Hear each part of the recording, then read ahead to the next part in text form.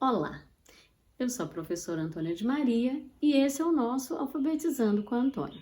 Primeiro, como sempre, dar as boas-vindas aos novos inscritos e agradecer imensamente aos antigos inscritos que permanecem aqui com a gente.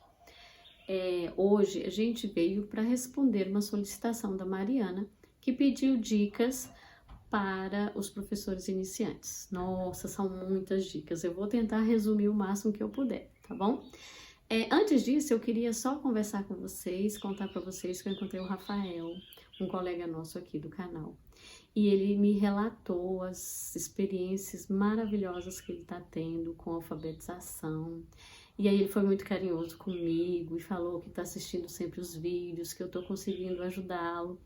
E aí eu fiquei muito feliz com isso, porque a gente precisa ter esse feedback, né? Porque o nosso objetivo, né, a gente criou o canal, foi exatamente para ajudar os colegas que estão com dificuldades na alfabetização. Mas assim, é muito importante quando a gente vê que realmente está valendo a pena.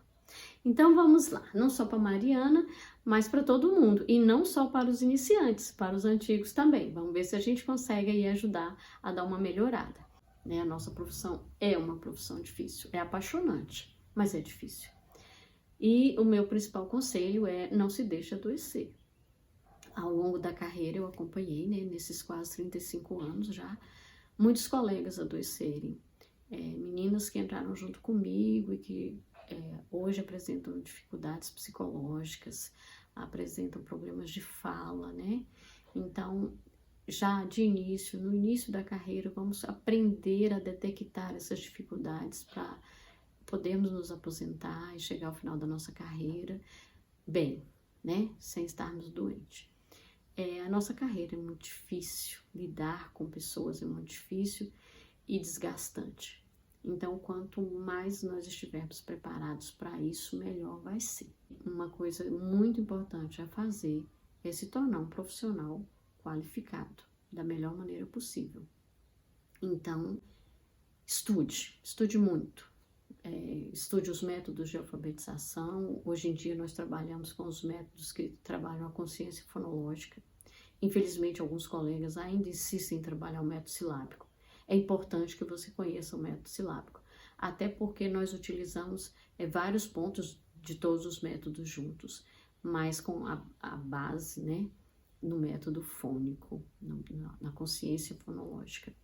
O argumento dos colegas é que nós fomos alfabetizados pelo método silábico, então ele funciona? Sim, funciona. Mas a gente precisa se atualizar, né? Já tem mais de uma década que a gente trabalha com consciência fonológica.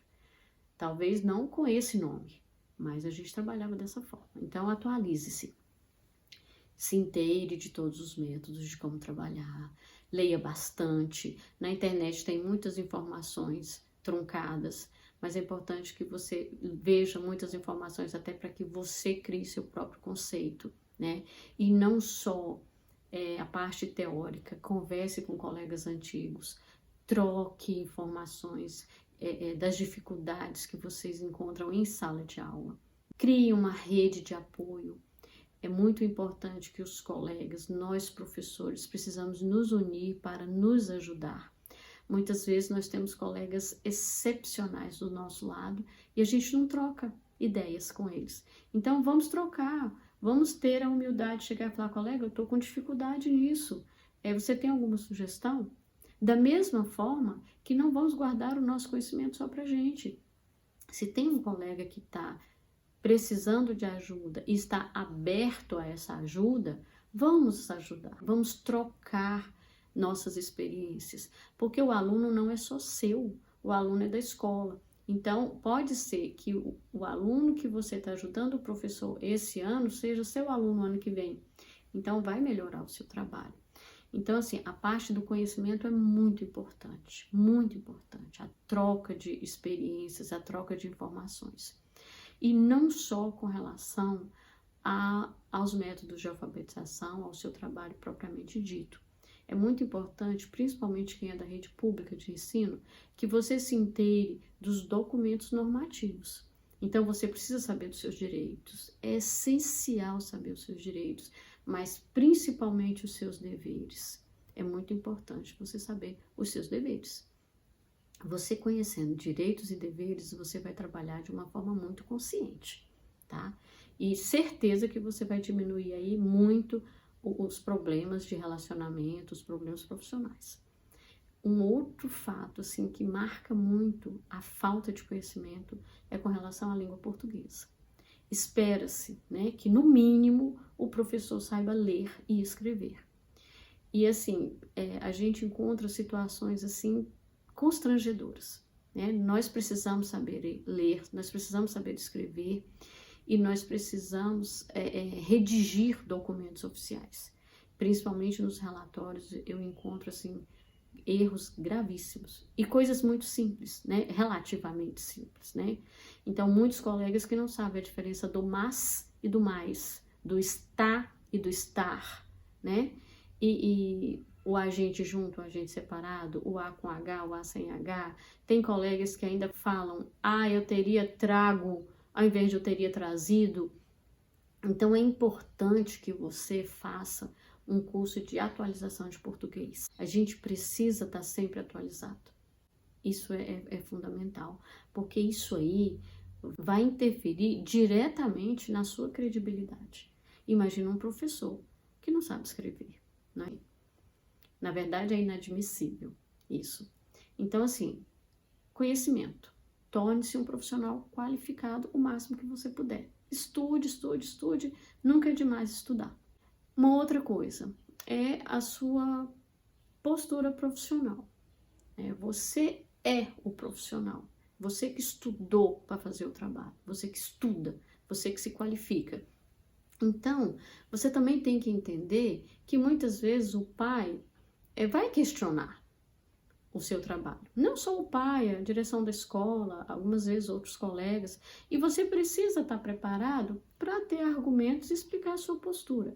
Mas você precisa ter uma postura profissional, né? E quando eu falo de postura, é tudo.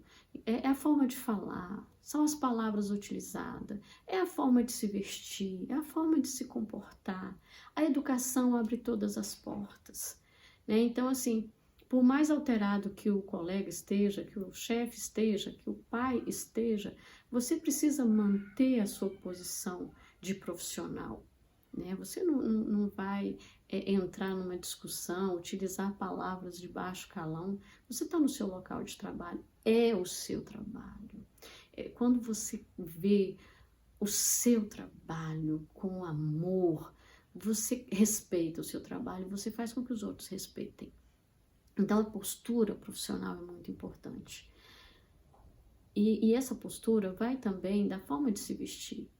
Não significa que você tenha que vestir roupas caras, roupas chiques, não. Principalmente porque para lidar com crianças menores, a gente precisa de uma roupa mais confortável, né? Muitas colegas lançam mão da leg. Eu não gosto muito da leg, porque ela marca muito o corpo, né? Em algumas situações fica sensual demais para um ambiente de trabalho. E o pior, algumas tornam-se transparentes, né? Então, assim, uma calça de tecido, uma calça mais folgadinha ou uma malha vai fazer o mesmo efeito da leg e vai te deixar com uma postura mais profissional, né? Os decotes também, é importante que a gente evite o decote, você vai estar debruçada próximo do seu aluno, então você não pode ficar chamando muita atenção, né, para o seu corpo. A criança tem que estar focada no aprendizado, né? Então, assim, deixa sua roupa mais coladinha, sua roupinha curta, sua roupinha de passear, para os momentos de passear, né? Vamos também prestar um pouco mais de atenção com relação à nossa postura no vestir também. Outra coisa que eu acho assim muito importante é você ter empatia. Empatia com os colegas, empatia com os pais e principalmente empatia com as crianças. Os alunos que muitas vezes são alunos que apresentam problemas, que eu prefiro trocar a palavra problema por dificuldade. Então, os alunos que apresentam dificuldade de comportamento, muitas vezes são alunos que vêm de uma situação familiar muito desorganizada. E muitas vezes eles querem só alguém que dê atenção a eles. Então, a gente precisa ter um pouquinho mais de sensibilidade para lidar com alunos com problemas, com dificuldades de comportamento. E evitar gritar. né? É claro que em alguns momentos da aula você vai ter que falar mais alto, até para que você chame a atenção do aluno para você.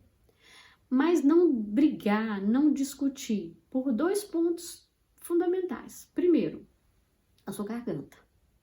Se você grita, é de uma agressão tão grande com a sua garganta e muitas vezes é isso que faz com que os colegas percam a voz, criem calos vocais. Então, evite gritar, né? O aluno está indisciplinado, não adianta você gritar, você brigar naquele momento ali, o que ele quer é isso. Respira fundo, tenta manter uma postura e tenta levar da melhor forma possível, mantendo uma postura de autoridade. Por quê? Porque a criança também precisa saber que o adulto ali é quem coordena, é quem organiza. Algumas pessoas entendem de uma forma truncada quando a gente fala de protagonismo infantil. O protagonismo não é porque o aluno manda, não. Não é porque o aluno faz o que quer. O protagonismo é porque toda a organização do trabalho escolar é feito em prol do aluno, mas não que ele mande. Então, assim, isso precisa ficar bem claro. Quem é o líder da sala é você. Mas você vai determinar isso não gritando, tá? Mas mantendo uma postura de líder.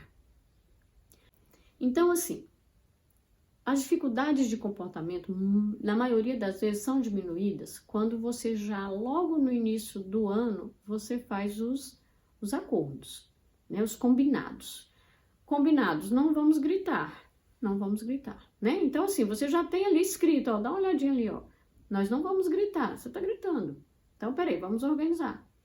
Então, assim, as desavenças em sala de aula, é muito importante ouvir os dois lados. Né? Até para que fique bem pontuado quem foi que errou. O professor tem que ter essa postura do mediador. Alguns alunos realmente têm muita dificuldade de disciplina, muita dificuldade de obedecer comandos, de respeitar a hierarquia, mas a gente tem que ir aos poucos mostrando para ele que é assim que funciona na escola. Existe uma hierarquia. Né? Na vida da gente tem hierarquia e as nossas crianças precisam saber disso. A postura do professor nesse momento é muito importante. É claro que muitas vezes a gente vai estar com pouca paciência para lidar com isso. Né? Muitas vezes a gente não está bem, a gente tem o direito de não estar bem. Para isso você tem que criar uma rede de apoio. E o que é a rede de apoio? A rede de apoio é o colega do lado, é o coordenador, é alguém que possa te ajudar nesses momentos que o sangue ferve. Então, assim, ferveu o sangue, respira, não perde o controle. Combina com o colega do lado, olha, se você perceber que eu tô falando um pouco mais alterado, dá uma chegadinha na minha porta, porque na hora que você vê a colega, você já percebe que, opa, eu me alterei. É muito importante que, principalmente a direção da escola, tenha essa visão de que em alguns momentos é melhor o professor sair da sala de aula. Sai da sala de aula, bebe uma água e volta, né? Assim, a gente sempre tem o apoio da direção, o apoio da coordenação.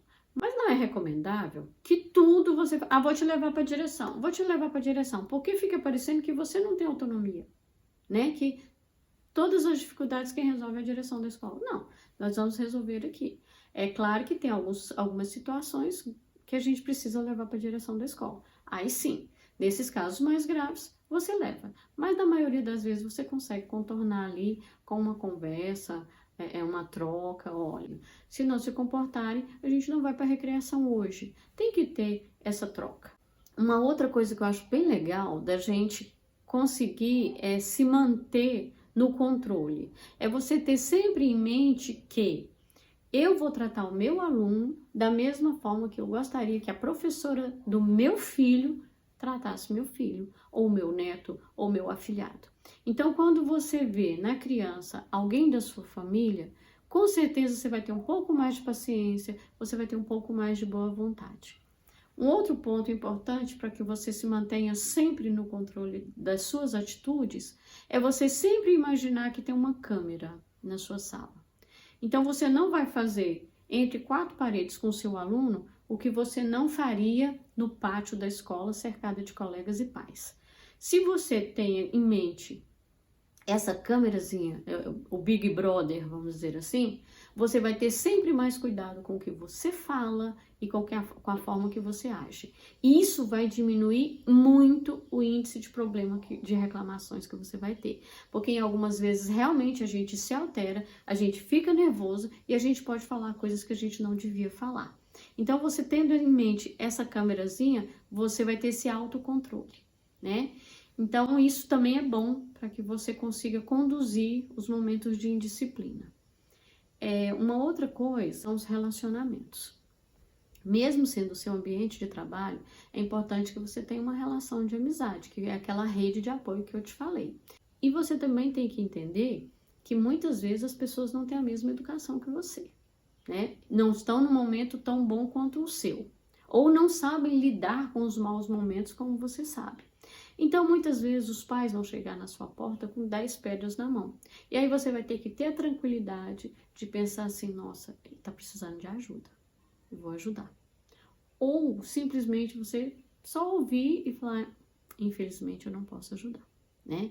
Porque nós também temos que ter esse limite do que a gente pode ajudar e do que a gente não pode. Da mesma forma, são os nossos colegas.